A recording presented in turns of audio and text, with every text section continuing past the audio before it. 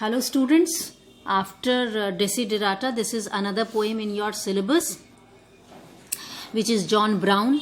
Though the poem is very lengthy, but the language which is used by the poet is very easy. I will send you 2 YouTube links for this poem. So today we will complete the explanation of page number 18 and 19. Okay, so this poem basically has anti war sentiments. जैसे आपने the gift of India में देखा कि poet ने anti war sentiments को reflect किया, उसी तरह इस पोएम में भी the poet talks about the futility of war, the uselessness of war. And according to the poet, the wars are terrible, hateful, and they are fought only for ego problems. And the soldiers, they are just used as puppets, as pawns. Okay? And the another theme of the poem is unpredictability of life. कि आप किस तरह की life जी रहे हैं और आगे जाके आप कैसी लाइफ जिएंगे वो बहुत ही अनप्रिडिक्टेबल होता है. ठीक है. The central character of the poem is a soldier, a young soldier named as John brown. So that is why the title of the poem becomes apt and suitable. तो ज़्यादा कुछ इसमें बताने के लिए है नहीं, बस आप ये याद रखिएगा कि फ्यूटिलिटी ऑफ वॉर है. पोएट जो है वो वॉर्स को हेटफुल बोल रहा है, डिस्ट्रक्टिव बोल रहा है. According to the poet, Wars only bring destruction, poverty, loss of life. Now the poem is present in the form of the story where there is a lady who is very ambitious about her son becoming a soldier. एक woman है जो अपने सन को soldier बनाना चाहती है, उसको ले करके वो बहुत ज़्यादा एक्साइटेड है और वॉर को रोमांटिसाइज करती है. ठीक है, यानी कि वॉर्स को जस्टिफाई करती है, वॉर्स को एक तरह का मैटर ऑफ प्राइड समझती है.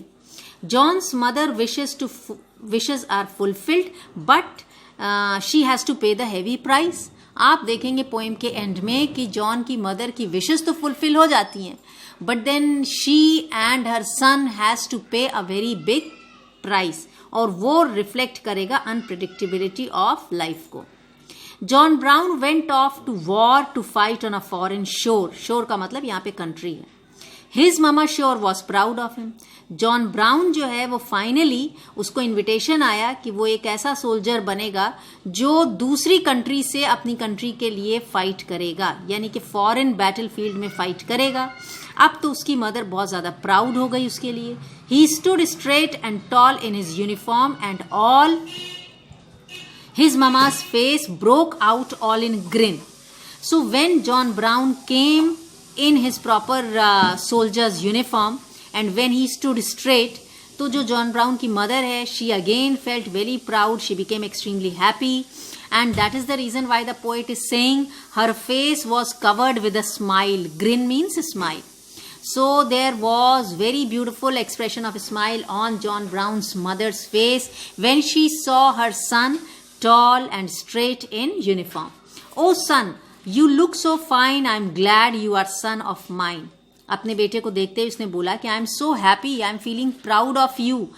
And when you are holding a gun, तो जैसे तुमने ये गन को होल्ड किया हुआ है, it gives me a feeling of pride that my son has finally become a soldier who will fight for the benefit of his country. Do what the captain says. Lots of medals you will get. अब suggestion दे रही है अपने बेटे को battle field में भेजने से पहले, और क्या बोल रही है कि what ever your captain says, जो बैटल फील्ड में तुम्हारा कैप्टन बोलेगा, you should follow that because it will help you in collecting number of medals. See, in the opinion of John Brown's mother, battles were fought and soldiers had to fight the battlefield and follow the instructions of the captains just in order to get rewards from their captains, just in order to get medals. And we'll put them on the wall when you come home. जब तुम home आओगे तो हम उन्हीं medals को अपने drawing room की wall पे डेकोरेट करेंगे. तो it was a kind of a show off feeling for John browns mother rather than realising the bitter truth of war.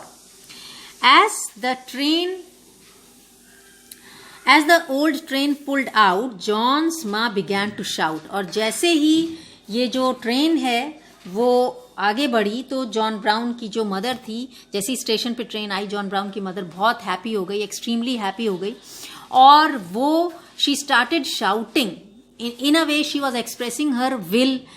She was trying to convey to the other people on the station that her son was a soldier and was going to the foreign battlefield, telling everyone in the neighborhood. उसने अपने neighbourhood में भी इस बात को बहुत बढ़ा चढ़ा करके बताया कि फाइनली उसका सन जो है वो क्या बन गया है, एक सोल्जर बन गया. That's my son, that's about to go, he soldier now you know. हर एक से वो बता रही थी कि मेरा सन सोल्जर हो गया है, और फाइनली वो एक बैटल फील्ड में जा रहा है. She made well sure her neighbours understood, and while she was explaining all these things, she made it a point that the neighbors and the people around her should understand that John Brown has finally become a soldier. She got a letter once in a while and her face broke into smile. तो जब John brown battlefield में चला गया तो अक्सर, once in a while का मतलब occasionally, अपने हाथ से वो अपनी मदर के लिए लेटर्स भेजता था, और जब उसकी मदर वो लेटर पढ़ती थी she use to become very happy, क्योंकि जॉन ब्राउन उसमें सारी डिटेल्स बताता था अपनी बैटल की. As she showed them to the people from next door and she bragged about her son with his uniform and gun. यही letters वो अपने नेबरहुड के लोगों को दिखाती थी, और जो उसका सन बताती थी उसको भी ब्रैग करती थी. ब्रैग का मतलब बोस्ट करना, बढ़ा चढ़ा के बात बताना.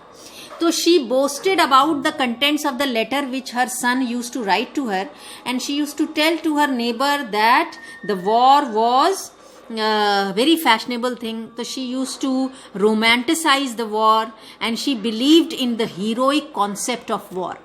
जितना भी आप एटीट्यूड देखें जॉन ब्राउन की मदर का, तो she is actually fantasising war, romanticising war. She feels that battles are a matter of pride. Soldiers fighting is also something which is very very special, and these things you call a good old fashioned war. अब poet जो है वो एक satire पास कर रहा है. वो बोल रहा है कि a war which loses so many life, which reflects so much of bloodshed and destruction, how can one consider wars as good old-fashioned war? How can you consider that wars are good for human society? Because finally, the human beings in the form of soldiers, they are losing their life now. So that is why he is passing a satire. Oh, good old fashioned war. Matlab, how can a lady express her happiness when the son is describing the ill effects of war, the destruction in the battlefield? Then the letters ceased to come. For a long time they did not come. अब जो letters occasionally आते थे, they stopped to come. वो अब आना बंद हो गए. ठीक है? They ceased to come. Ceased का मतलब stopped for about 10 months or more. 10 महीने और उससे ज्यादा का भी टाइम निकल गया जब जॉन ब्राउन की मदर के पास कोई लेटर जॉन ब्राउन का नहीं आया. Then a letter finally came saying, down and meet the train, your sons coming home from the war. तभी एक लेटर फाइनली आया, और ये लेटर जो था उसमें ये लिखा था कि your son is coming from the war. ये लेटर जॉन ब्राउन की हैंडराइटिंग में नहीं लिखा था. ठीक है? So this letter was not from John brown. Actually this letter must have been written by his captain और सम सीनियर ऑफिसर, जिसमें ये इन्फॉर्मेशन दी गई थी उसकी मदर को कि वो इस दिन स्टेशन पे जाए क्योंकि उसका सन आ रहा है. ठीक है? तो शी पेड नो अटेंशन. उन्होंने इस बात पे ध्यान ही नहीं दिया कि ये लेटर जो है वो उनके सन ने नहीं बल्कि किसी सीनियर ऑफिसर ने लिखा है. She smiled and went write down. She looked everywhere around but she could not see her soldier sun in site. वो स्टेशन गई, स्माइल कर रही थी, बहुत हैप्पी ओकेजन था, फाइनली उसका सन आ रहा था काफ़ी टाइम के बाद. So she was looking everywhere on the station but she could not see her son. लेकिन उसको उसका सन नहीं दिखा. ठीक है? But as all the people pass she saw her son at last. लेकिन फाइनली जब सारे लोग स्टेशन से, ट्रेन से उतर आए, स्टेशन खाली होने लगा, then she saw her sun. When she did, she could hardly believe her eyes. And when she finally saw her son, she could not realize that he is the same John Brown who, while wearing his uniform, was looking so straight and so bright and so handsome. So such was the pathetic state of her son. Now we will continue the another 2 pages of the poem in the next video.